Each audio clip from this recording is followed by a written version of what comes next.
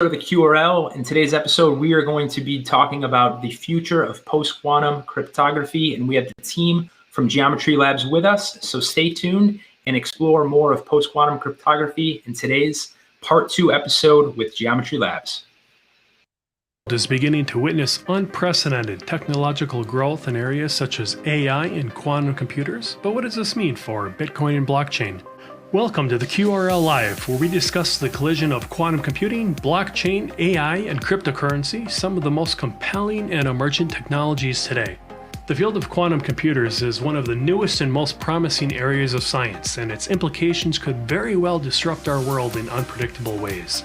State-of-the-art machines are being built today that, in the future, could be as disruptive as the transistor, television, possibly even the internet. We can no longer ignore these implications. What does this mean for Bitcoin and crypto? Cryptocurrency, and therefore blockchain, is considered classically secure from modern supercomputers.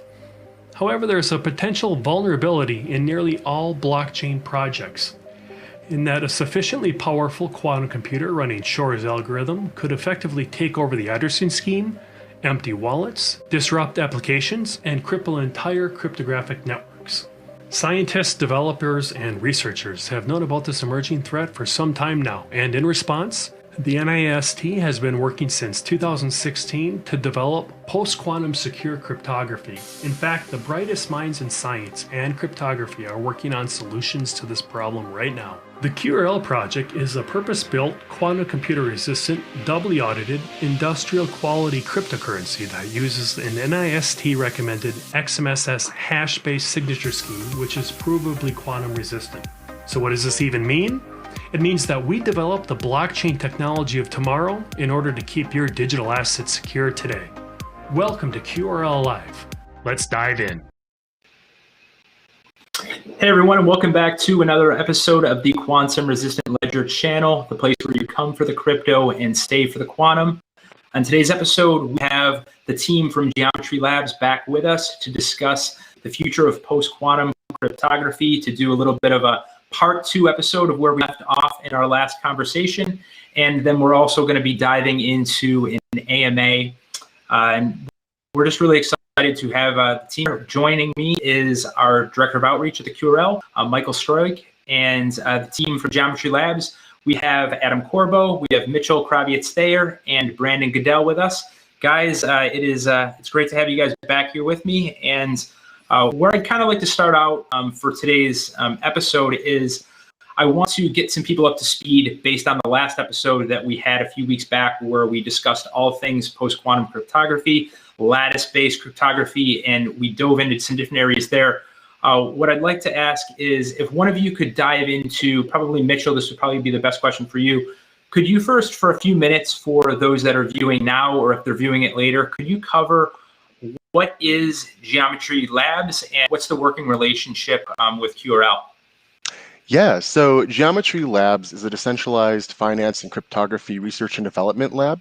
We're a team of engineers, scientists, and mathematicians developing like the next generation of open source tools and all kinds of cool stuff for the ecosystems. Our team members have contributed a bunch across a whole bunch of ecosystems, obviously quantum resistant Ledger, Zcash, Polkadot, Monero, Icon, Nervos. We've been working with a lot of different communities. Our specializations kind of vary from DeFi products and tooling to blockchain infrastructure to analytics and network observatories. And then like the thing that we're excited to talk about today is developing novel cryptographic mechanisms. So that's our post-quantum cryptography research team, the folks on this call. We've been working kind of as an embedded research team within QRL. So we have kind of a research agenda to build out a bunch of lattice-based cryptography, which has improvements for scaling and functionality. Excited to talk about that later in this call. And yeah, so we kind of do our work, we prepare papers, we prepare code prototypes, some early benchmarking, meet bi-weekly with the QRL engineering team to learn, how things fit in. We've really enjoyed the relationship. It's been some of our most exciting work. Thanks for covering that. That kind of gives people that are viewing this a bit of context. And I think now would be a good time to jump into where we left off in the part 1 of this conversation, where we were going to start diving into atomic swaps.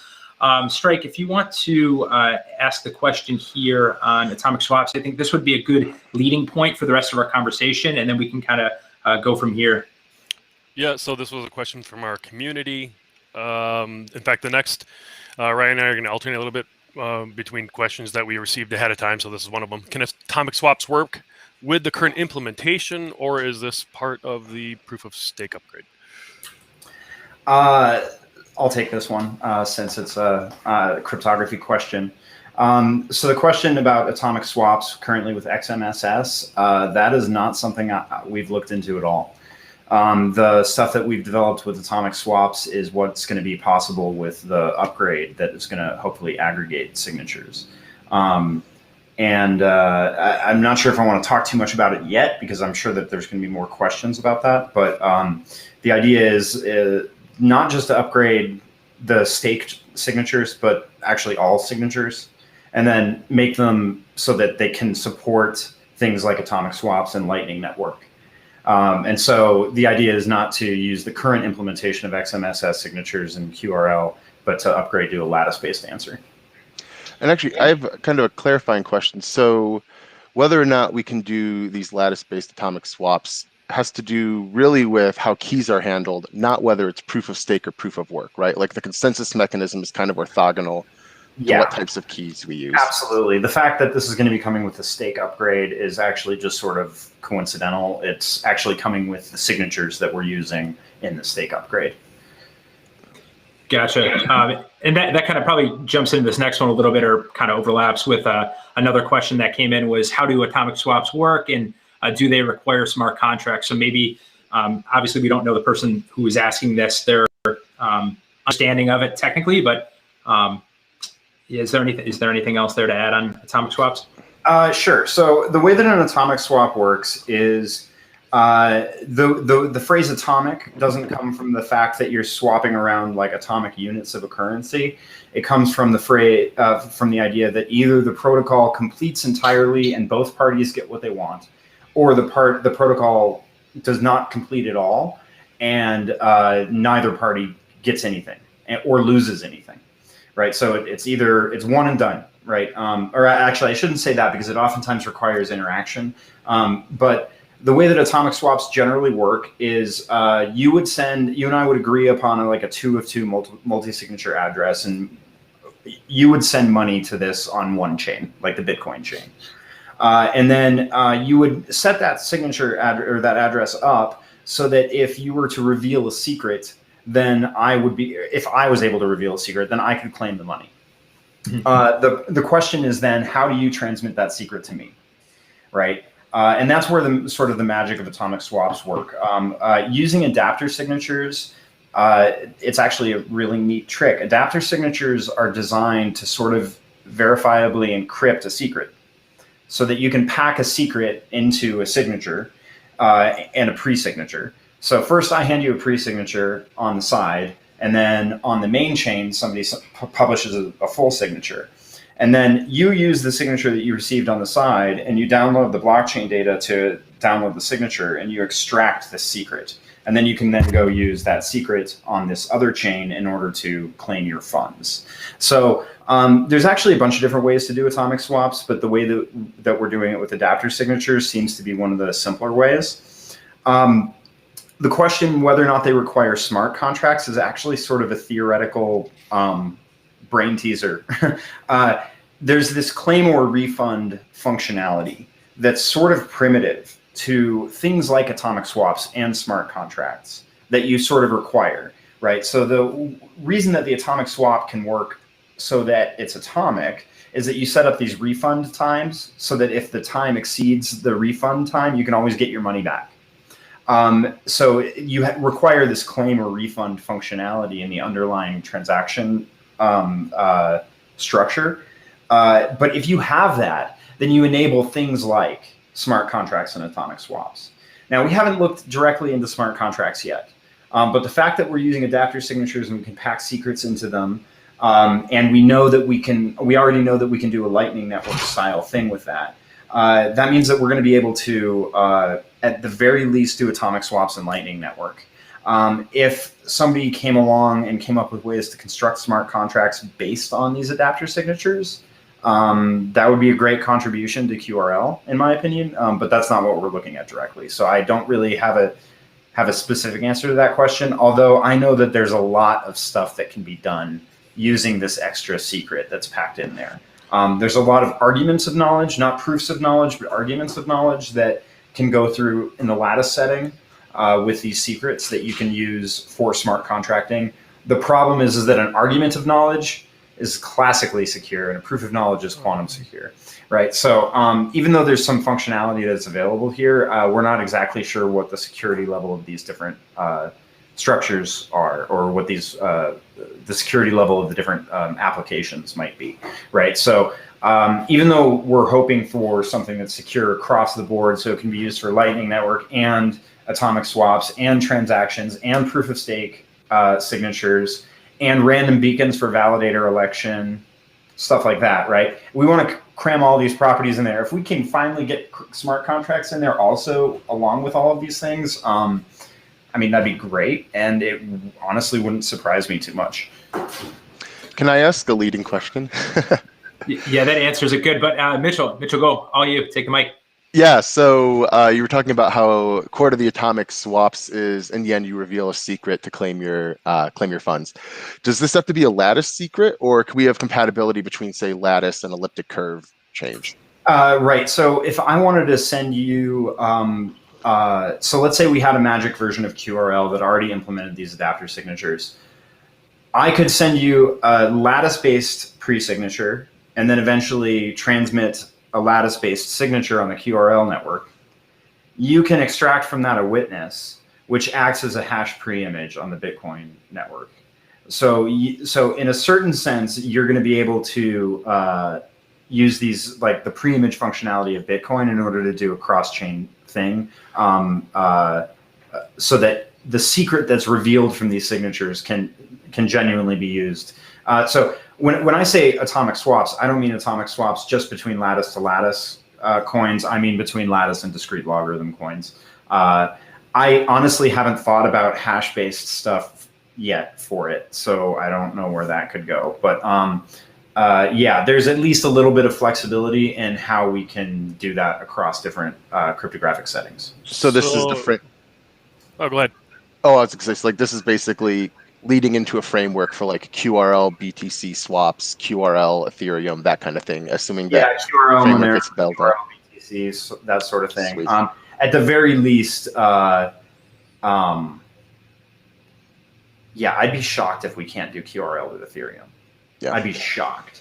Bitcoin might, I'm still like working out the details for the Bitcoin stuff and Monero stuff, but like I'd be shocked if we couldn't do it with Ethereum, because Ethereum is just designed for stuff like that, right? So, so it sounds like in the case of atomic swaps, both parties get what they want, or they get nothing. Yeah, and not only do they get nothing, but they lose nothing, right? So it's not a bit like a divorce. Well, in a divorce, you might lose something, right? So this is more like you come across a random person on the street, you can engage in an atomic swap with them without having to worry that they might jack your money. That's where the atomic comes from. Either both parties get the defined swap conditions from the beginning satisfied, or neither party gets anything and loses anything. So it's trustless. So there's no like griefing where someone gets slashed. It just rolls back. Yeah, it's a trustless atomic swap. Cool. Yeah. And I wouldn't even say it rolls back, because what all of the atomic swap mainly takes place via communication on side channels, right? So like by rolled back, we might mean the time lapse exceeds, or the time limit is exceeded, and so the refund triggers, and the person who started the swap gets to reclaim their money. That's a more precise way to say it. Yeah. And you know me. You mentioned integration with Bitcoin. I think a few minutes ago. Is that part? Were you referring to post Taproot and smart contract availability, or is that what you meant by that? Well, honestly, I just meant I think we can figure out how to hand over a discrete logarithm-based secret or a hash pre-image based secret to in exchange for a lattice-based secret. So when I say Bitcoin, I mean rather generally discrete logarithm-based currencies, right? So I'm misusing the term Bitcoin, and the Monero guys are going to be pissed off at me, and but that's fine. Well, if you're not making waves, you're not trying hard enough. I got another question from the community here. Someone writes, "Are you going to miss elliptical curve cryptography / ECDSA when it's gone?" No. It's not like losing an old, saying goodbye to an old friend. Maybe they're going to jail for a while, something like that, for a long time. I was going to hope Adam was going to say something. No, at least from a mathematician's perspective, elliptic curves are the reason that they're hard is because they're hard. I mean, I know that that's a really vacuous statement, but elliptic curve cryptography is annoying, and lattice-based cryptography is this beautiful blend of linear algebra and convex geometry and functional analysis and category theory. It's cool. It's just cool. Whereas the elliptic curve stuff, it just does not light my fire. And I admit that this is a bias on my part, and probably there's going to be a whole group of mathematicians who are mad at me. But I just can't. We'll find out when we check the comments. and what's the saying? If everybody loves you, you're not doing something right. So that leads into the next question. Speaking of lattice cryptography, and there's another question that came from the community early on that we aggregated. So what are we looking at for signing and verification for lattice-based systems, and how about aggregate signatures? So does one of you guys want to jump into this one based on the question they're asking? Mitchell, you did all the benchmarking. I'll let you talk. Yeah, I can jump into that. So right now actually, let me just pull up the benchmarks. So things are looking very good. The most important thing I would say in terms of both space and time is verification. Because when someone's generating a signature, for example, that only happens once on one person's device, whereas when it comes to verification, that needs to happen to literally every person who ever joins the blockchain at any time in the future. We've gotten this down to, with 128 bits of security, being able to aggregate 127 signatures into about 2 megabytes, and the whole thing verifies in 2 seconds, under 2 seconds on my machine. Meaning we're looking at about 15 milliseconds of verification time per signer, which is pretty exciting. The signing time is... Here, sorry, no, I didn't mean to interrupt. I apologize. To be perfectly clear here, I think that these numbers are too good to be true. So we're waiting on some more results. But 15 milliseconds per signature is pretty awesome. Yeah, we ran this on a bunch of machines, and it ranged from 12 milliseconds to 17 milliseconds, depending on the resources on the device. And that's single-threaded? Yeah, so we haven't really done any optimizations, and actually, you might be able to. Oh, sorry, I didn't mean to interrupt. But you might be. I'm wondering if there's a way you could, with the node, you could multi-thread. Use a CPU for each of those. Then we're talking about being able to scale based on the number of cores and/or logical cores. Yeah, verification is highly parallelizable because, like I said earlier, right, lattice-based cryptography is this beautiful blend of linear algebra and other stuff, and linear algebra happens to be what computers do. I'm starting to see it. Yeah, there's a couple kind of exciting optimizations. There's a small one I have been playing with, which is just a little bit of code architecting, how many function calls and overhead and stuff like that. And then I think there's essentially 3 potentially paradigmatic optimizations. So the first one is using compiling in C. So right now everything's run in Python, but there's some ways you can add decorators from Numba and JIT that will do some just-in-time compiling and run some of your functions in C instead of Python. So that might be some low-hanging fruit for optimization. I started playing with it a little bit. It's not trivial, but so that's one route, and that's just kind of a fundamental, faster way to process it. The second one is... what was the second one going to be? Oh, yeah. So what we were just talking about, everything in in this library basically boils down to adding lists of integers, multiplying lists of integers, modding lists of integers, or like list of lists. And all of these are done element wise. So it's like first element plus first element, second plus second, third plus third, fourth plus fourth. And so this is like the perfect thing to parallelize, right? You have like 1,000 elements, you have 4 cores, you send 250 off to each, and then boom, they bring it back together. So the fact that for almost all of the calculations, what's happening on one set of elements doesn't impact what's happening on the other set of elements is like perfect for this. And so I think that between the compiling and parallelization, there's probably some massive speedups there that like a low-level engineer could dive in, and it'd probably be low-hanging fruit. And then the third one is using a fixed number of non-zero entries. Brandon, do you want to talk about that? It was your like brilliant idea. Oh, it's not really my brilliant idea. It's just it's a trick they use in crystals dilithium to generate keys.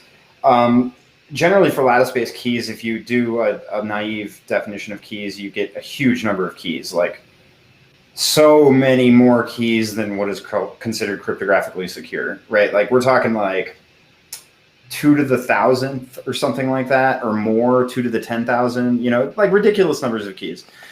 So what you can do is instead of rolling keys like normal, you can set a whole bunch of entries to the secret key to 0, and then just pick a few of the entries to be non-zero.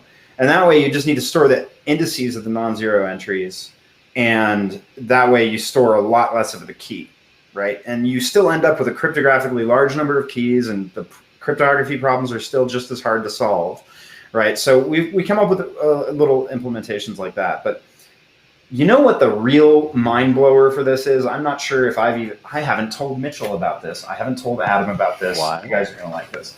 So the reason that we can manage to do this element-wise arithmetic that Mitchell was just talking about is the magic of something called the number theoretic transform. The number theoretic transform is sort of a version of the Fourier transform, if anybody's ever taken an electrical engineering class or a calculus class or something like that. And here's what's interesting about the Fourier transform.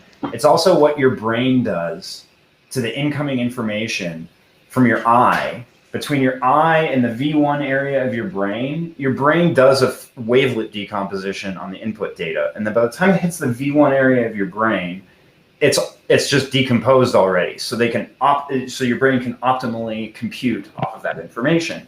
And your ear does the same thing too. Your ear does Fourier decomposition. It just splits the data up into the most optimal representation before it even hits the A1 area of your brain, the audio 1 area of your brain.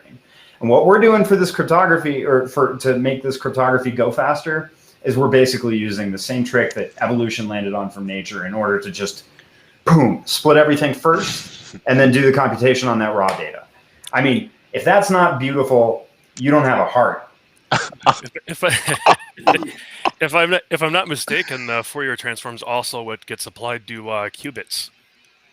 Actually, it's one reason why like Shor's algorithm and stuff can be run a lot faster. I think that's part of the processing.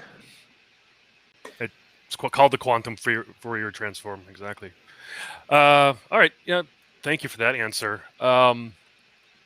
Yeah, I think right now we should do, Strike, to interject, we should do probably, just for everyone that's watching this, we'll do 1 or 2 more questions that we pulled ahead of time, we pulled in. And for everyone watching, if you want to ask a question as we trail on the end part of our AMA here, throw it into the chat here so we can go through and pull a few more of those. But I know, Michael, you had another one in here related to atomic swaps that we wanted to pull in. So yeah, it might have been covered already. The question, how will we can go to the last one if not? Yeah. Yeah, you guys can tell me if it's covered, if it was covered fully. How will atomic swaps and lattice SIGs contribute to the network? I think you touched on that quite a bit in one of the previous questions. Yeah. All right, we'll just do the last question then here that we have. Have you evaluated? Yeah, go ahead. I think it's I'll just read what they wrote here. Have you evaluated proof of history style POS for QRL? Could that be made QR, quantum resistant, benefits of a high performance L1? Okay, so that's just a question pulled in. Either we can touch on that, or if other people have questions, it's up to you guys on this one. What was POH? I had to look up POH. Proof of history. Yeah, same here. Proof of history, so right? This is So really, no. This is one of those interesting questions, but not because the question is interesting, even though the question is sort of interesting. It's because somebody in the audience wanted to bring up proof of history, and so they were like, "Hey, let's mention this." I wonder how many projects have proof of history. Yeah. Well, gee, I wonder. Two. I hadn't heard of it. I've never It's heard a of it. VDF I thing, have no right? idea. It's like a VD, like verifiable delay function thing, right? Or no? Sounds like a consensus mechanism. Yeah, I have no idea. Sorry to be so anticlimactic with that one. I think what this would boil down to is, are there, and this isn't an exact answer, but I think it hits the key point. Is there a way to do post-quantum secure verifiable delay functions? No, that's a good question. Which is not something I've thought about until literally right now. So I was waiting for the answer. I think you can say I think super singular isogeny methods can do actually, this, but I don't know. Yeah. I think I'm going to probably make an incorrect statement here. Go for it. Nope, I'm not going to do that. I'm not going to. Sorry, no. I have no idea. If I had to guess, I'd say yes, but QVDF, I'm not sure. I think it could be done. Yeah. Okay. Ryan, you Yeah, want we're to just- take us into the Menti, the AMA, and see what the community is coming Yeah, up I'm gonna just give me 1 second, guys. I'm just gonna pull up and see if we have any other ones coming through here in real time. I think I do have an answer for the QVFD. I'm going to just go out on a limb and just guess. I think that, so if you take a group of unknown order and you're trying to, and you hand me a random group element and you ask me what the order is, the only way I can really figure that out is progressively multiplying it by itself. And that's a linear process that I don't think can be exploited on the quantum level. Like, I don't think you can take a fuzzed version of a group element and keep computing its powers. But when you query like an oracle, like a random oracle, like a hash function, you get a little bit with a non-collapsed state, right? You get a whole bunch of answers back related to all of the inputs. So unlike that problem, I don't think that this one can be exploited on a quantum level. So I don't think that finding a random group element in a group of unknown orders, I don't think that problem, I think that might be a QVDF, but this is just an intuition and I don't have any proof of that statement. And somebody's going to be very upset at me for saying that. I hope it's Andrew Polstra. I hope he emails me and he's like, "You are a fool." Well, if you're way off, I'm sure Ryan and I will take the abuse in the forum. So. Oh no. Yeah, let me. We'll handle that. I'll pop up one more for the AMA and see. Let's see what else we got here, and I'll just read it out just because it's coming on in real time. Quantum computers represent an exponential increase in processing capacity and eventually in mining hash. How to guarantee the security of a network from attacks 51% until the implementation of proof of stake. If anybody wants to take that one, I'm just pulling this one in real time. Otherwise, I would have popped it up on here. I think I got like half of it, honestly. If you Yeah. could read it one more time for me. Yeah. I'll be the one to admit that I didn't hear the whole thing. Quantum computers represent an exponential increase in processing capacity and eventually in mining hash. How do you guarantee the security of the network from 51% attacks until the implementation of proof of stake happens? They kind of had a spelling error or two in there, so I'm just trying to read it. So, not a spelling error, but yeah. So the good news is that the mining power is not vulnerable to quantum, right? If you look at like even Bitcoin, they're using SHA-256 as their hash function. Quantum computers are not necessarily. They get a quadratic. Excuse me. Yeah, they can Quadratic. search. Yep. Yeah, they get a quadratic speed up from Grovers, which would represent a quadratic speed up in like a quadratic increase in their relative hash power, right? But at the same time, like if somebody came out with a huge ASIC tomorrow, the practical speed improvement. Look, the network is not going to be vulnerable to quantum computers on the hash level. It's going to be vulnerable to quantum computers on the forgery level, right? And so people are going to be able to steal your money, and then it'll be confirmed fairly. Which is done in polynomial time. Yeah. Right. Polynomial time. You're right. Yeah, I got another one here that just came in real time too. I'll pop it up on here. Whoever wants to take it. These sound like great improvements to lattice-based systems. Will there be further peer review? Whoever wants to take this one, we'll see. Maybe if we got one more after this one to wrap up the AMA.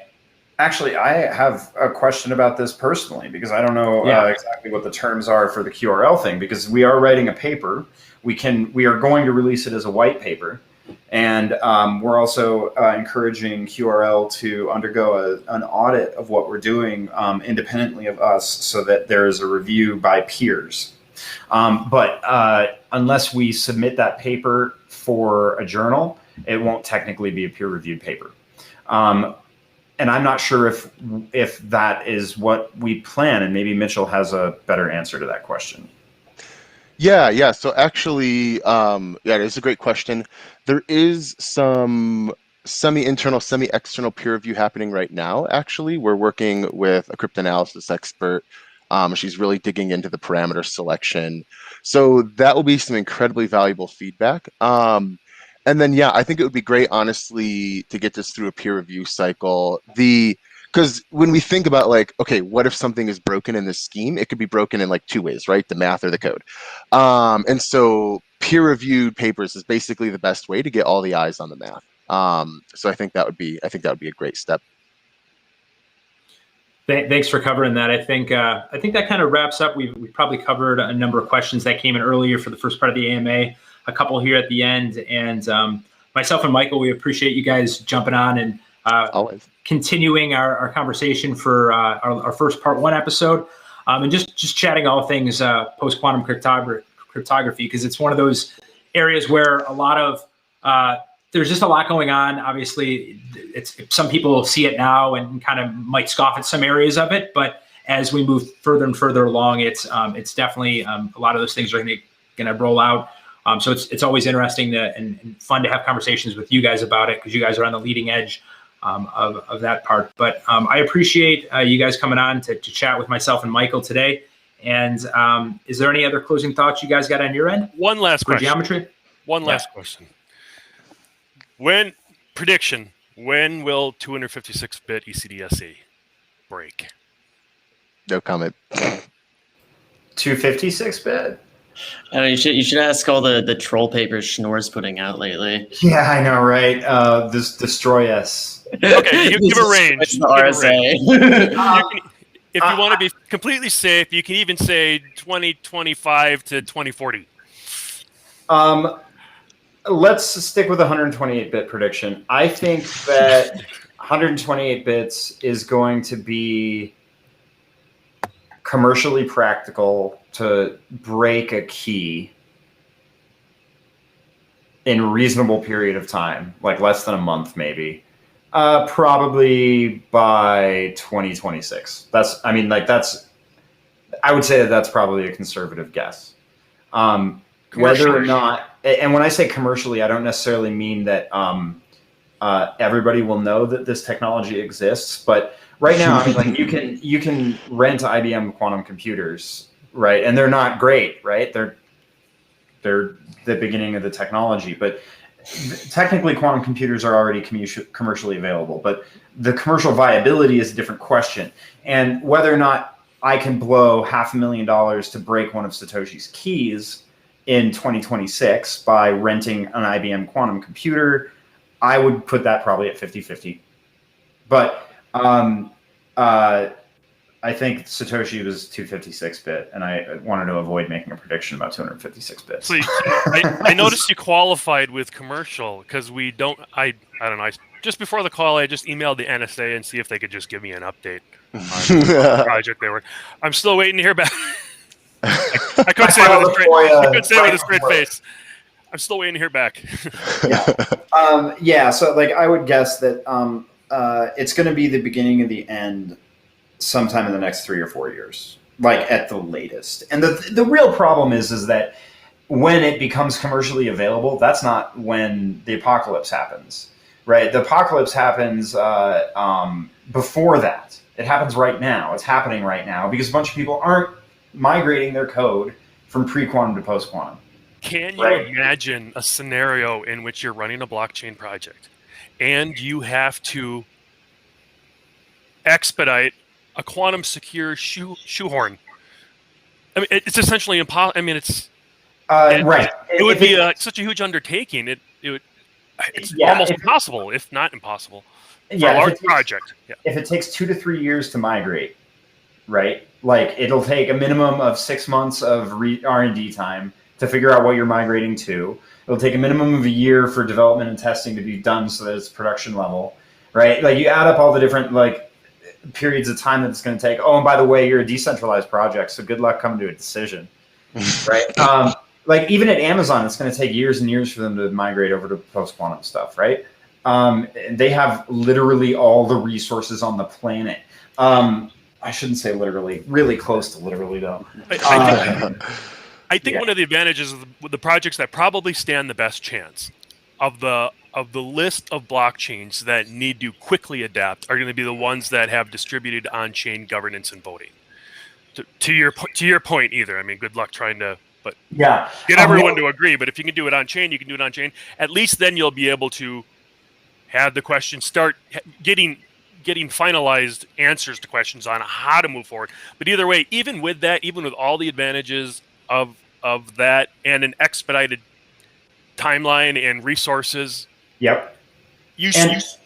No matter how fast you put it in, you still have to wait for everyone to migrate at some point because those addresses are still going to be susceptible, right? And the worst part about, especially for these stake-based coins, is that proof of stake, unlike proof of work, is not forward secure in the following sense. Once somebody breaks stake, they own that chain. They can ensure that they never lose their stake, that they're 51% stake, right? And they can move money around so that it looks like, from an outside observer's perspective, that the money is being distributed fairly, as if stake has not been concentrated into a single person's hands. And once that happens, you're just sunk. You're done as far as transaction verification goes on a stake chain. Whereas with work, if somebody takes over the stake chain, well, okay, 3 or 4 years from now, if they haven't been continually investing into the hardware, then they're going to lose their place, and then somebody else is going to be in charge. And that's what I mean by forward secure. The stake chain, once it's broken, it's just, you can't trust it ever again. But if proof of work, if somebody temporarily takes over a work-based chain, there's always a chance that it becomes fair again. And so in the quantum world, when we're talking about forging signatures on a classically secure stake-based chain, and let's say you're using the 25519 curve, G. What coins use that? This is the elliptic curve that Monero uses. And let's say that your security proofs are all based on the forking algorithm. Okay, so the keys for the 25519 curve are 128 bits classically secure before the forking algorithm. But because of the forking algorithm and the security proof of ring signatures, they're really only 64-bit secure, the signatures. So for 64 bits of security, somebody could, right now, today, forge a Monero signature. And just so you guys know, 2 to the 64, I mean, 64 bits of security is a lot, and it would take an enormous number of resources. We're not talking about like a single nation state being able to forge a single Monero signature and being able to like brag about it. Like, this is a waste of money at this point to do that. But 64 bits of classical security today, if we're not migrating over, like, starting now, then it's like staring at the asteroid as it's heading towards us, and just you would have to cut the chain, go to distributed governance, do on-chain vote, stop it, right? Agree on what to roll back. This obviously goes. The problem is this goes against the tenets, the values of distributed governance anyway. The immutability. This is permanent. If I own something, if I have something in my hand, right, I own this, and this is, there's no question as to that. And the part that one of the additional things that I worry about is the compromise, because that's an ideological compromise. And it's a bit of setting a precursor, so I worry about that a little bit. so I'm not personally like a code is law person, but a lot of people are. But that philosophy is kind of predicated upon assuming that the code impacts everyone the same, right? If you now have a quantum computer that can run the same code and do very different things than a classical computer, then that philosophy becomes very tangled up, and becomes like much less clear. I think we're definitely in what I like to call the quantum grace period, right? There was like thousands of years where we didn't know about quantum computers and everything was like happy, right? Ignorance is bliss. And then we've crossed that point where we can see what's coming on the horizon, and that we enter the grace period. And that grace period is eventually going to end when, commercially available or non-commercially available quantum computers get up to scale. And so one of those things is like knowing that there's like the ignorance era, the grace era, and then the like apocalypse era. It's like, okay, we're in the grace period. What do we want to do with this? And when do we want to start working on it? And my answer tends to be yesterday. Yeah, that's a great final wrap-up question, just where that led. And I think that probably that we considered this episode a part 2 for our conversation on post-quantum cryptography. But I honestly think based on where this conversation has led, I think that we could probably do an offshoot of this in a few different avenues, down the road. So yeah. I think myself, and Michael really enjoyed this conversation, and I hope you guys did as well. And I appreciate you guys coming on today and joining us. And for everyone watching, I appreciate you joining us. To make sure to learn what's going on, make sure you go to thecurl.org if you haven't already learned about our project. Look at our other YouTube videos, and make sure as well, right now we're in part 1 of this video with Geometry Labs, but if you haven't already seen the part 1 of that beforehand, obviously part 2 is today, but make sure you go back and click on that video. It's about 2 videos prior, and during that we cover everything from lattice-based cryptography to Brandon pulls out the whiteboard and goes over a bunch of really, it's math class, but for an exciting type of class for us. So make sure if you haven't already checked that out, do so. And until our next episode and until our next probably upcoming conversation at some point with Geometry Labs, thank you, Adam, Brandon, Mitchell, and Strike, and we will see you all in the next episode. Take care. Thanks for having us. See you guys. Yeah. Adios.